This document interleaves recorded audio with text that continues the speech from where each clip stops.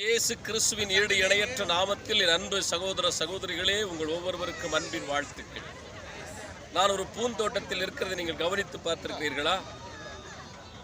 இது 12 ஆண்டுகளுக்கு ஒருமுறை பூக்கக்கூடிய நீல குறிஞ்சி என்கிற பூ. எவ்வளவு அழகாய் ஆண்டவர் சிருஷ்டித்திருக்கிறார்.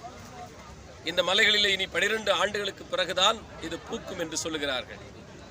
மத்தேயு 6ஆம் அதிகாரம் 28ஆம் வசனத்தில் இயேசு நமக்கு சொன்னார், காட்டு புஷ்பங்களை கவனித்து பாருங்கள். சாலமோன் முதற்கொண்டு இப்படிப்பட்ட அழகான உடைகளை உடுத்தினதில்லை என்று இயேசு நமக்கு சொல்லுகிறார். இந்த காட்டு புஷ்பங்களை எவ்வளவு அழகாய் சிருஷ்டித்திருக்கிறார் இயேசு கிறிஸ்து. அந்த தேவன் உங்களையும் என்னையும் இந்த பூமியில் வாழும்படி வைத்திருக்கிறார். இந்த பூக்களை நீங்கள் பார்க்கும் பொழுது என்ன உங்களுக்கு தோன்றுகிறது?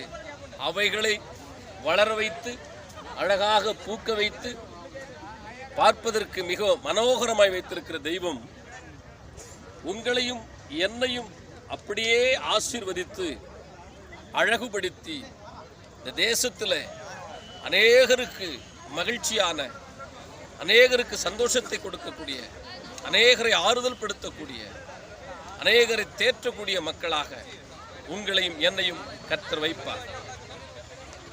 சந்தோஷமாயிருங்கள். ஒவ்வொரு நாளும் இறைவனை துதியுங்கள். நமக்கு இந்த இயற்கை கொடுத்த கர்த்தருக்கு நன்றி செலுத்துங்கள். உங்களையும் என்னையும் இந்த பூமியில் வாழ வைத்த தெய்வத்திற்கு ஸ்தோத்திரம் செலுத்துங்கள். கர்த்தர் உங்களை ஆசீர்வதிப்பாராக. God bless you. God bless you.